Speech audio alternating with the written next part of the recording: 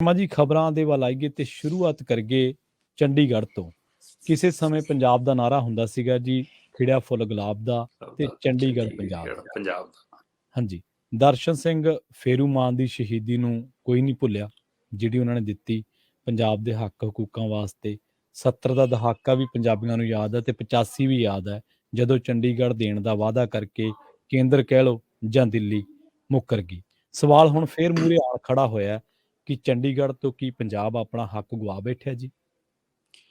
ਬਿਲਕੁਲ ਪ੍ਰਵੀਨ ਜੀ, ਚੰਡੀਗੜ੍ਹ ਤੋਂ ਮੈਨੂੰ ਲੱਗਦਾ ਪੰਜਾਬ ਆਪਣਾ ਹੱਕ ਗਵਾ ਬੈਠਿਆ। ਜੇਕਰ ਪਹਿਲੀ ਕੁਤਾਹੀ ਤੇ ਹੀ ਬਾਂਹ ਫੜੀ ਹੁੰਦੀ, ਪਹਿਲੀ ਕੁਤਾਹੀ ਤੇ ਹੀ ਨਾਰਾ ਲਾਇਆ ਹੁੰਦਾ, ਪਹਿਲੀ ਕੁਤਾਹੀ ਤੇ ਹੀ ਇਕੱਠੇ ਹੁੰਦੇ, ਸ਼ਾਇਦ ਇਹ ਦਿਨ ਨਾ ਆਉਂਦਾ ਜੀ। 1 ਨਵੰਬਰ 1966 ਨੂੰ ਰਾਤੋਂ ਰਾਤ ਚੰਡੀਗੜ੍ਹ ਦੀ ਭਾਸ਼ਾ ਬਦਲ ਕੇ ਅੰਗਰੇਜ਼ੀ ਕਰਤੀ ਜੀ। ਤੇ ਉਸ ਦਿਨ ਵੀ ਪੰਜਾਬ ਦੀ ਲੀਡਰਸ਼ਿਪ ਚੁੱਪ ਰਹੀ। ਇੱਕ ਦਿੱਲੀ ਦੇ ਵਿੱਚ ਸਮਝੌਤਾ ਹੁੰਦਾ ਹੈ, ਮਤੇ ਪੈ ਜਾਂਦੇ ਨੇ ਦਿੱਲੀ ਦੇ ਲੋਕ ਸਭਾ ਦੇ ਵਿੱਚ, ਰਾਜ ਸਭਾ ਦੇ ਵਿੱਚ ਕਿ ਹਾਂ ਚੰਡੀਗੜ੍ਹ ਪੰਜਾਬ ਨੂੰ ਦਿੱਤਾ ਜਾਣਾ। ਉਹਦੇ ਬਾਵਜੂਦ ਵੀ ਪੰਜਾਬ ਨੂੰ ਨਹੀਂ ਮਿਲਿਆ।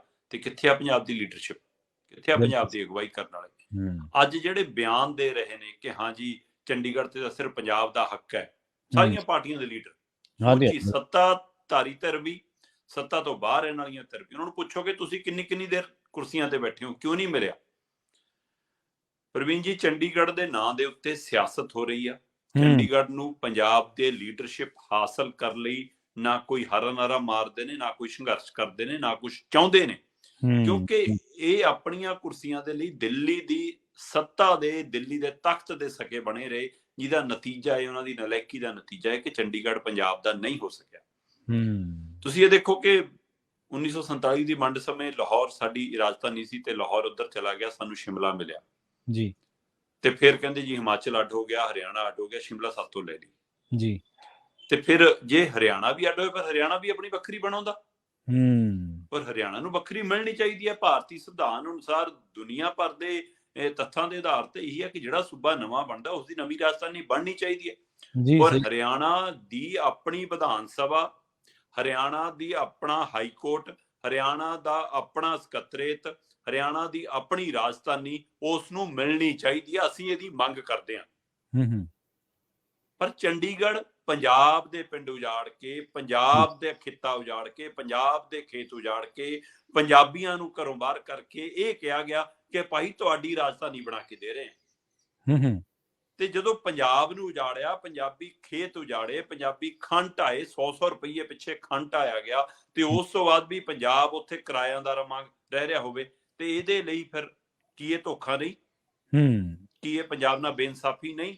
ਤੇ ਉਸ ਇਨਸਾਫ ਦੇ ਲਈ ਜਿਨ੍ਹਾਂ ਨੇ ਲੜਨਾ ਸੀ, ਉਹ ਖੁਦ ਪ੍ਰਵੀਨ ਜੀ ਪੰਜਾਬ ਨਾਲ ਧੋਖਾ ਕਰਦੇ ਰਹੇ। ਜੀ। ਨਿਊ ਚੰਡੀਗੜ੍ਹ ਬਣਾਉਣ ਦਾ ਪ੍ਰਸਤਾਵ ਕਿਹਨੇ ਲਿਆਂਦਾ?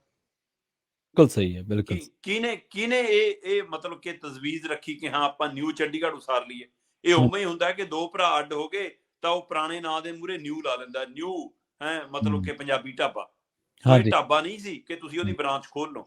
ਚੰਡੀਗੜ੍ਹ ਹੈ ਤੇ ਚੰਡੀਗੜ੍ਹ ਪੰਜਾਬ ਦਾ, ਫਿਰ ਨਿਊ ਚੰਡੀਗੜ੍ਹ ਬਣਾਉਣ ਦੀ ਕਿਉਂ ਲੋੜ ਪਈ? ਇਹਦਾ ਨਿਊ ਚੰਡੀਗੜ੍ਹ ਬਣਾ ਕੇ ਬਾਦਲਾਂ ਨੇ ਚੰਡੀਗੜ੍ਹ ਤੋਂ ਆਪਣਾ ਹੱਕ ਕਮਜ਼ੋਰ ਕੀਤਾ। ਜੀ। ਪੰਜਾਬ ਯੂਨੀਵਰਸਿਟੀ ਚੰਡੀਗੜ੍ਹ ਦੁਨੀਆ ਭਰ ਚ ਨਾਮੀ ਯੂਨੀਵਰਸਿਟੀਆਂ ਚੋਂ ਆਉਂਦੀ ਹੈ। ਹਾਂਜੀ, ਬਿਲਕੁਲ ਸਹੀ ਹੈ। ਤੇ ਇੱਥੇ ਖਰੜ ਘੜੂਏ ਦੇ ਕੋਲ ਜਾ ਕੇ ਇੱਕ ਯੂਨੀਵਰਸਿਟੀ ਖੁੱਲ ਜਾਵੇ, ਪ੍ਰਾਈਵੇਟ ਦੁਕਾਨ, ਤੇ ਉਹ ਨਾਂ ਰੱਖ ਲਵੇ ਚੰਡੀਗੜ੍ਹ ਯੂਨੀਵਰਸਿਟੀ। ਕਿਹਨੇ ਮਨਜ਼ੂਰ ਕੀਤਾ ਉਹ ਨਾਂ? ਦੇਸ਼ ਭਰ ਦੇ ਬੱਚੇ ਚੰਡੀਗੜ੍ਹ ਯੂਨੀਵਰਸਿਟੀ ਸਰਚ ਕਰਦੇ ਨੇ ਤੇ ਕਾਗਜ਼ਾਂ 'ਚ ਐਡਮਿਸ਼ਨ ਲੈ ਲੈਂਦੇ ਨੇ। ਇੱਥੇ ਆ ਕੇ ਪਤਾ ਲੱਗਦਾ ਕਿ ਭਾਈ ਸਾਡੇ ਨਾਲ ਧੋਖਾ ਹੋ ਗਿਆ। ਜੀ। ਸੋ ਉਹ ਨਾਂ ਰਖਾ ਕੇ ਕੀ ਇਹ ਚੰਡੀਗੜ੍ਹ ਯੂਨੀਵਰਸਿਟੀ ਦੇ ਨਾਲ ਚੰਡੀਗੜ੍ਹ ਦੇ ਮਾਮਲੇ 'ਚ ਵੀ ਪੰਜਾਬ ਨਾਲ ਧੋਖਾ ਨਹੀਂ?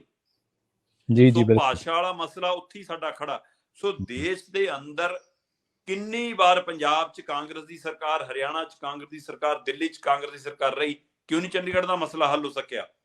ਦਿੱਲੀ 'ਚ ਭਾਜਪਾ ਅਕਾਲੀਆਂ ਦੀ ਸਰਕਾਰ, ਹਰਿਆਣਾ 'ਚ ਚੌਟਾਲਿਆਂ ਨਾਲ ਗੱਠਜੋੜ ਵਾਲੀ ਸਾਂਝੀ ਸਰਕਾਰ ਹੈ, ਇੱਥੇ ਪੰਜਾਬ ਦੇ ਅੰਦਰ ਅਕਾਲੀਆਂ ਦੀ ਸਰਕਾਰ, ਕਿਉਂ ਨਹੀਂ ਮਸਲਾ ਹੱਲ ਸਕਿਆ? ਕਿਉਂਕਿ ਚਾਹੁੰਦੇ ਹੀ ਨਹੀਂ ਸੀ ਕਿ ਮਸਲਾ ਹੱਲ ਹੋਵੇ।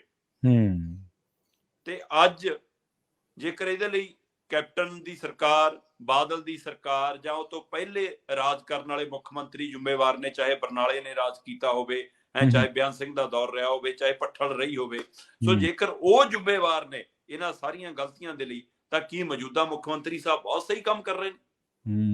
ਜੀ ਮਾਨ ਸਾਹਿਬ ਨੂੰ ਪੁੱਛੋ ਕਿ ਜਿੱਦਣ ਹਰਿਆਣੇ ਨੇ ਕਿਹਾ ਸੀਗਾ ਕਿ ਅਸੀਂ ਆਪਣੀ ਚੰਡੀਗੜ੍ਹ 'ਚ ਵੱਖਰੀ ਵਿਧਾਨ ਸਭਾ ਬਣਾਉਣੀ ਆ, ਉਦਣ ਇਹ ਕਹਿਣਾ ਸੀਗਾ ਕਿ ਭਾਈ ਤੁਸੀਂ ਆਪਣੇ ਵੱਖਰੀ ਰਾਜਧਾਨੀ ਬਣਾਓ ਚੰਡੀਗੜ੍ਹ ਤੋਂ ਬਾਹਰ ਜਾ ਕੇ, ਨਾ ਕਿ ਇਹ ਕਹਿਣਾ ਸੀ ਕਿ ਅਸੀਂ ਵੀ ਮੰਗ ਕਰਦੇ ਜੀ ਸਾਨੂੰ ਵੀ ਵੱਖਰੀ ਵਿਧਾਨ ਸਭਾ ਦੇ ਦਿਓ। ਕਿੱਥੇ ਮੰਗ ਕਰਨੀ ਹੈ? ਬਿਲਕੁਲ ਸਹੀ ਹੈ।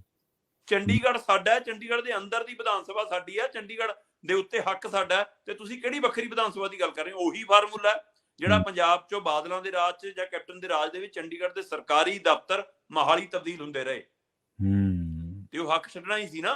ਤੇ ਹੁਣ ਤੁਸੀਂ ਕਹਿੰਦੇ ਹੋ ਦਫ਼ਤਰ ਵੀ ਲੈ ਕੇ, ਹੁਣ ਇਹ ਚਾਹੁੰਦੇ ਨੇ ਕਿ ਸੈਕਟਰੀਏਟ ਵੀ ਲੈ ਜਾਈਏ, ਹੁਣ ਇਹ ਚਾਹੁੰਦੇ ਨੇ ਵਿਧਾਨ ਸਭਾ ਵੀ ਲੈ ਜਾਈਏ। ਕੀ ਇਹ ਮਾਨ ਸਰਕਾਰ ਵੀ ਉਹੀ ਬੋਲੀ ਸਹੀ ਹੈ, ਬਿਲਕੁਲ ਸਹੀ। ਨਾਲ ਦੀ ਨਾਲੇ ਬਿਆਨ ਆਇਆ ਸੀ ਕਿ ਅਸੀਂ ਵੀ ਵੱਖਰੀ ਵਿਧਾਨ ਸਭਾ ਦੀ ਮੰਗ ਕਰਦੇ ਹਾਂ। ਹੈਰਾਨੀ ਦੀ ਗੱਲ ਹੈ ਜੀ। ਤੇ ਉਸ ਤੋਂ ਬਾਅਦ ਜੇਕਰ ਹਰਿਆਣਾ ਉਹਦੇ ਪਰ ਕੰਮ ਕਰ ਰਿਹਾ ਸੀ, ਪ੍ਰਵੀਨ ਜੀ, ਕੀ ਪੰਜਾਬ ਦੀ ਸਰਕਾਰ ਨੂੰ, ਕੀ ਪੰਜਾਬ ਦੇ ਅਕਾਲੀ ਦਲ ਨੂੰ, ਕੀ ਪੰਜਾਬ ਦੀ ਕਾਂਗਰਸ ਨੂੰ, ਕੀ ਪੰਜਾਬ ਦੀ ਭਾਜਪਾ ਨੂੰ, ਕੀ ਪੰਜਾਬ ਦੇ ਲੜਨ ਵਾਲੇ ਸੰਗਠਨਾਂ ਨੂੰ ਕੋਈ ਇੰਟੈਲੀਜੈਂਸ ਰਿਪੋਰਟ ਨਹੀਂ ਸੀ ਜੀ? ਕੋਈ ਅਫਸਰਸ਼ਾਹੀ ਤੋਂ ਪਤਾ ਨਹੀਂ ਲੱਗ ਰਿਹਾ ਸੀ ਕਿ ਹਰਿਆਣਾ ਕਿਵੇਂ ਕੰਮ ਕਰ ਰਿਹਾ, ਅੱਗੇ ਵੱਧ ਰਿਹਾ? ਇਹ ਕਿਉਂ ਚੁੱਪ ਬੈਠੇ ਰਹੇ? ਇੰਨੀ ਦੇਰ ਦੱਸ ਦਿਓ ਕਿ ਜਦੋਂ ਹਰਿਆਣਾ ਦਾ ਮਤਲਬ ਕਿ ਜਿਹੜਾ ਉੱਥੇ ਦਾ ਸਪੀਕਰ ਹੈ ਉਹ ਪੰਜਾਬ ਦੇ ਰਾਜਪਾਲ ਨੂੰ ਮਿਲਣ ਆਉਂਦਾ ਇਸ ਨਾਤੇ ਕਿ ਜੀ ਚੰਡੀਗੜ੍ਹ ਦੇ ਪ੍ਰਸ਼ਾਸਕ ਨੂੰ ਮਿਲਣ ਜਾ ਰਹੇ ਆ ਜੀ ਜੀ ਜੀ, ਤੇ ਉਸ ਦਿਨ ਬਿਆਨਬਾਜ਼ੀ ਸ਼ੁਰੂ ਹੁੰਦੀ ਆ। ਉਹ ਤੋਂ ਪਹਿਲਾਂ ਜਦੋਂ ਤੱਕ ਫਾਈਲਾਂ ਤਿਆਰ ਹੋ ਰਹੀਆਂ ਸੀ, ਥਾਂ ਮਾਰਕ ਕਰ ਲਈ ਗਈ ਸੀ, ਅਦਲਾ ਬਦਲੀ ਦੀ ਤਿਆਰੀ ਕਰ ਲਈ ਗਈ ਸੀ, ਤਾਂ ਉਹਦੇ ਲੀਡਰਸ਼ਿਪ ਕਿੱਥੇ ਸੀ? ਬਿਲਕੁਲ ਸਹੀ ਹੈ। ਤੇ ਹੁਣ 48 ਘੰਟੇ ਤੋਂ ਵੱਧ ਵਕਫਾ ਬੀਤ ਚੁੱਕਿਆ ਉਹਦੀ ਬਿਆਨਬਾਜ਼ੀ ਨੂੰ। ਤਾਂ ਉਹਨਾਂ ਨੇ ਮਾਰਕ ਕੀਤੀ ਹੋਈ ਆ, ਕਲੀ ਅਗਲਿਆਂ ਨੇ ਪਾਈ ਵੀ ਆ ਕਿ ਜੀ ਆਹ ਚੰਡੀਗੜ੍ਹ ਦੇ railway station, Chandigarh the IT, ਆਹ ਕਲਾਗ੍ਰਾਮ, ਐਨ ਉਹ ਪੀਕ ਦੇ ਉੱਤੇ ਹਰਿਆਣਾ ਦੀ ਐਂਟਰੀ ਦੇ ਉੱਤੇ ਅਸੀਂ ਆਹ 10 ਏਕੜ ਦੀ ਥਾਂ ਲੈਣੀ ਆ, ਜਿਹੜੀ ਜਿਵੇਂ ਐਨ ਕੜੇ ਹੋਏ ਦੁੱਧ ਦੇ ਉੱਤੇ ਮਲਾਈ ਦਾ ਟਿੱਕਾ ਹੋਵੇ, ਉਹ ਥਾਂ ਭਾਲਦੇ ਨੇ ਅਗਲੇ ਜੀ। ਤੇ ਕਹਿੰਦੇ ਜੀ ਉਹਦੇ ਬਦਲੇ 10 ਏਕੜ ਜ਼ਮੀਨ ਦੇ ਦਾਂਗੇ, ਪੰਚਕੂਲਾ ਸਾਡੇ ਕੋਲ ਹੈਗੀ ਆ, ਕਿ ਜੇ ਤੁਹਾਡੇ ਕੋਲ ਉਹ ਜ਼ਮੀਨ ਹੈਗੀ ਤਾਂ ਉੱਥੇ ਹੀ ਬਣਾ ਲਓ। ਬਿਲਕੁਲ ਸਹੀ ਹੈ। ਕਿਹਨੇ ਰੋਕਿਆ? ਤਬਦੀਲੀ ਦੀ ਕੀ ਲੋੜ ਫਿਰ ਜੀ। ਤੇ ਇਸ ਲਈ ਹੁਣ ਪੰਜਾਬ ਦੀ ਜਿਹੜੀ ਵਿਧਾਨ ਸਭਾ ਹੈ ਉਹਦੇ ਅੰਦਰ ਉਹਨਾਂ ਨੂੰ ਇੱਕ ਕਿਰਾਏਦਾਰ ਵਜੋਂ ਥਾਂ ਮਿਲੀ ਹੋਈ ਹੈ ਜੀ, ਕਿਉਂਕਿ ਚੰਡੀਗੜ੍ਹ ਜੇ ਪੂਰਾ ਪੰਜਾਬ ਦਾ ਤਾਂ ਸਕੱਤਰੇਤ ਵੀ ਪੂਰਾ ਪੰਜਾਬ ਦਾ, ਵਿਧਾਨ ਸਭਾ ਵੀ ਪੂਰੀ ਪੰਜਾਬ ਦੀ ਹੈ। ਸੋ ਇਸ ਲਈ ਉਹ ਟੈਂਪਰੇਰੀ ਕਿ ਛੋਟਾ ਭਾਈ ਜਦ ਤੱਕ ਆਪਣਾ ਮਕਾਨ ਨਹੀਂ ਬਣਾ ਲੈਂਦਾ ਭਾਈ ਤਦ ਤੱਕ ਇੱਥੇ ਰਹਿ ਲਵੇ ਜੀ ਜੀ। ਪਰ ਹੁਣ ਉਹ ਚੰਡੀਗੜ੍ਹ ਦੇ ਵਿੱਚ ਹੀ ਵੱਖਰੀ ਵਿਧਾਨ ਸਭਾ ਬਣਾ ਕੇ ਕਹਿ ਰਹੇ ਨੇ ਕਿ ਭਾਈ ਚੰਡੀਗੜ੍ਹ ਤਾਂ ਸਾਡਾ ਹੈ, ਤੁਸੀਂ ਜਾਣਾ ਚਾਹੋ, ਅਸੀਂ ਆਪਣੀ ਵੱਖਰੀ ਪੂਰੀ ਬਣਾ ਲਈ। ਕਿਉਂਕਿ ਚੰਡੀਗੜ੍ਹ ਦੀ ਜ਼ਮੀਨਾਂ ਤੇ ਕਹਿਣਗੇ ਜੀ ਇਹ ਤਾਂ ਕੇਂਦਰ ਸ਼ਾਸਿਤ ਪ੍ਰਦੇਸ਼ ਦੇ ਅਧੀਨ ਨੇ ਜੀ, ਇਹ ਤਾਂ ਖਾਲੀ ਕਰੋ, ਆਹ ਅਸੀਂ ਆਪਣੀ ਵੱਖਰੀ ਬਣਾਈ ਹੈ, ਸਾਡੀ ਹੈ ਜੀ। ਸਹੀ ਹੈ। ਸੋ 48 ਘੰਟੇ ਤੋਂ ਵੱਧ ਵਕਫਾ ਹੋ ਗਿਆ ਸਾਰੀ ਕਾਰਵਾਈ ਨੂੰ, ਰਾਜਪਾਲ ਨੂੰ ਮਿਲਿਆ ਨੂੰ। ਉਹਦੇ ਬਾਵਜੂਦ ਮੈਨੂੰ ਦੱਸ ਦਿਓ ਕਿ ਪ੍ਰਵੀਨ ਜੀ, ਪੰਜਾਬ ਦੇ ਮੁੱਖ ਮੰਤਰੀ ਸਾਹਿਬ ਨੇ ਕੋਈ ਬੈਠਕ ਬੁਲਾਈ ਹੋਵੇ ਇਸ ਮੁੱਦੇ ਤੇ? ਮੈਨੂੰ ਦੱਸ ਦਿਓ ਕਿ ਵਿਰੋਧੀ ਧਿਰ ਨੇ ਕਿਹਾ ਹੋਵੇ ਕਿ ਅਸੀਂ ਭਾਈ ਆ ਰਹੇ ਹਾਂ, ਮੁੱਖ ਮੰਤਰੀ ਸਾਹਿਬ ਬੈਠੋ ਆਪਾਂ ਗੱਲ ਕਰੀਏ। ਹਾਂ, ਆਪਾਂ ਆਪਣੇ ਪੱਧਰ ਤੇ ਅਕਾਲੀ ਦਲ ਨੇ ਬੈਠਕ ਬੁਲਾ ਲਈ ਜੀ, ਕਾਂਗਰਸੀਆਂ ਨੇ ਬਿਆਨ ਦੇਤੇ, ਇੱਥੋਂ ਤੱਕ ਕਿ ਭਾਜਪਾ ਵੀ ਇਸ ਵਾਰ ਪਹਿਲੀ ਵਾਰ ਬੋਲੇ ਹੁਣ ਜੀ, ਖਾਨਾ ਪੂਰਤੀ। ਹਾਂ, ਭਾਜਪਾ ਵੀ ਪਹਿਲੀ ਵਾਰ ਬੋਲੇ। ਸਵਾਲ ਇਹ ਹੈ ਕਿ ਇਕੱਠੇ ਹੋ ਕੇ ਬੈਠਣ, ਕਿਉਂ ਨਹੀਂ ਬੈਠਦੇ? ਆ ਕੇ ਚੰਡੀਗੜ੍ਹ ਧਰਨਾ ਲਾ ਲਓ, ਮਟਕਾ ਚੌਕ ਆ ਜਾਓ ਜੀ, ਬੈਠ ਜਾਓ ਸਾਰੇ, ਦਰੀਆਂ ਤੁਸੀਂ ਵਿਛਾ ਲਓ ਕਿ ਹਾਂ ਭਾਈ ਆਹ ਬੈਠੇ ਆ, ਅਸੀਂ ਨਹੀਂ ਜਾਂਦੇ ਇੱਥੋਂ ਚੰਡੀਗੜ੍ਹੋਂ, ਚੰਡੀਗੜ੍ਹ ਸਾਡਾ। ਪ੍ਰਵੀਨ ਜੀ, ਨਿਊ ਚੰਡੀਗੜ੍ਹ ਦੇ ਵਿੱਚ ਫਲੈਟ ਬਣਾਏ MLA ਲਈ ਜੀ, ਚੰਡੀਗੜ੍ਹ ਚ ਆਲਰੇਡੀ ਫਲੈਟ ਨੇ, ਹੈਗੇ ਨੇ, MLA ਲਈ ਘਰ ਬਣੇ ਨੇ, ਫਲੈਟ ਬਣੇ ਨੇ, ਮੰਤਰੀਆਂ ਸੰਤਰੀਆਂ ਲਈ ਕੋਠੀਆਂ ਹੈਗੀਆਂ। ਸੋ ਉਹ ਗਿਣਤੀ ਦਾ ਨਹੀਂ ਵਧਣੀ, 117 ਹੀ ਰਹਿਣੀਆਂ ਨਾ। ਤੇ ਜੇ ਉਹਦੇ ਹਿਸਾਬ ਨਾਲ ਸਾਰਾ ਕੁਝ ਹੈਗਾ, ਫਿਰ ਉਹ ਫਲੈਟ NK ਸ਼ਰਮਾ ਜੀ ਨੂੰ ਠੇਕਾ ਦਿੱਤਾ ਕਿ ਸ਼ਰਮਾ ਜੀ ਤੁਸੀਂ ਵਧੀਆ ਕੁਆਲਿਟੀ ਦੇ ਬਣਾ ਦਿਓ, ਆਪਾਂ ਹੀ ਰਹਿਣਾ ਸਾਰਿਆਂ ਨੇ ਜੀ ਜੀ। ਤੇ ਉਹ ਹੁਣ ਸਾਰੇ ਅਕਾਲੀਆਂ, ਜਦੋਂ ਕਾਂਗਰਸ ਦਾ ਰਾਜ ਸੀ ਉਸ ਸਮੇਂ ਚ ਉਹ ਫਲੈਟ ਤਿਆਰ ਹੋ ਗਏ ਨੇ, ਹੁਣ ਉਹ MLA ਫਲੈਟ ਤਿਆਰ ਨੇ ਜੀ ਜੀ। ਸੋ ਇਹਦਾ ਮਤਲਬ ਤੁਸੀਂ ਹੱਕ ਤਾਂ ਆਪ ਛੱਡ ਰਹੇ ਹੋ, ਚਾਹੇ ਦਫ਼ਤਰ ਤਬਦੀਲ ਕਰ ਲਓ, ਚਾਹੇ ਨਾਂ ਤਬਦੀਲ ਕਰ ਲਓ, ਚਾਹੇ ਫਲੈਟ ਤਬਦੀਲ ਕਰ ਲਓ, ਚਾਹੇ ਯੂਨੀਵਰਸਿਟੀਆਂ ਬਾਹਰ ਲੈ ਜਾਓ, ਤੇ ਭਾਸ਼ਾ ਤੁਹਾਡੀ ਬਾਹਰ ਕਰ ਦਿੱਤੀ ਗਈ ਹੈ, ਅਫਸਰਸ਼ਾਹੀ ਤੁਹਾਡੀ ਬਾਹਰ ਕਰ ਦਿੱਤੀ ਗਈ ਹੈ, ਤੇ ਇਹਨੂੰ ਕੇਂਦਰ ਸ਼ਾਸਿਤ ਪ੍ਰਦੇਸ਼ ਕਹਿ ਕੇ ਅਮਿਤ ਸ਼ਾਹ ਨੇ ਆਪਣੇ ਹੱਥ 'ਚ ਲੈ ਲਿਆ। ਤੇ ਅਮਿਤ ਸ਼ਾਹ ਕਹਿੰਦਾ ਕਿ ਅਸੀਂ ਹਰਿਆਣੇ ਨੂੰ 10 ਏਕੜ ਜ਼ਮੀਨ ਦੇਵਾਂਗੇ ਤੇ ਇੱਥੇ ਰਾਜਧਾਨੀ ਉਸਰੂਗੀ ਉਹਨਾਂ ਦੀ। ਇਹਦਾ ਮਤਲਬ ਹਰਿਆਣੇ ਦਾ ਪੱਕਾ ਕਬਜ਼ਾ। ਸਵਾਲ ਹਰਿਆਣੇ ਨਾਲ ਕੋਈ ਉਹ ਤਲਖੀ ਨਹੀਂ ਹੈ, ਹਰਿਆਣੇ ਨਾਲ ਕੋਈ ਉਹ ਨਹੀਂ, ਪਰ ਸੰਵਿਧਾਨਕ ਤੌਰ ਤੇ ਉਸ ਸੂਬੇ ਨੇ ਆਪਣੀ ਨਵੀਂ ਰਾਜਧਾਨੀ ਬਣਾਉਣੀ ਹੁੰਦੀ ਹੈ।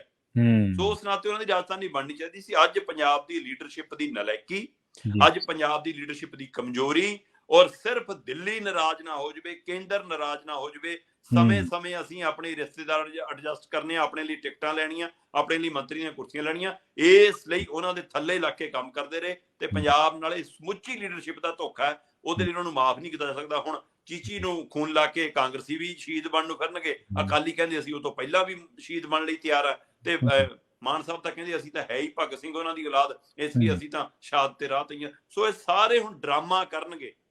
ਜਾਖੜ ਤੇ ਅਸ਼ਵਨੀ ਸ਼ਰਮਾ ਵਰਗੇ ਵੀ ਬੋਲ ਰਹੇ ਨੇ। ਸੋ ਇੱਥੋਂ ਅੰਦਾਜ਼ਾ ਲਾ ਲਓ ਕਿ ਜੇਕਰ ਭਾਈ ਤੁਸੀਂ ਭਾਜਪਾਈ ਹੋ, ਤੁਸੀਂ ਕਹਿ ਰਹੇ ਹੋ ਕਿ ਚੰਡੀਗੜ੍ਹ ਪੰਜਾਬ ਦਾ, ਫਿਰ ਲੈ ਆਓ ਨਾ। ਤੁਹਾਡੇ ਲਈ ਤਾਂ ਰਾਜਨੀਤਿਕ ਲਾਹਾ ਵੀ ਹੈ, ਲੈ ਲਓ, ਕੌਣ ਰੋਕਦਾ?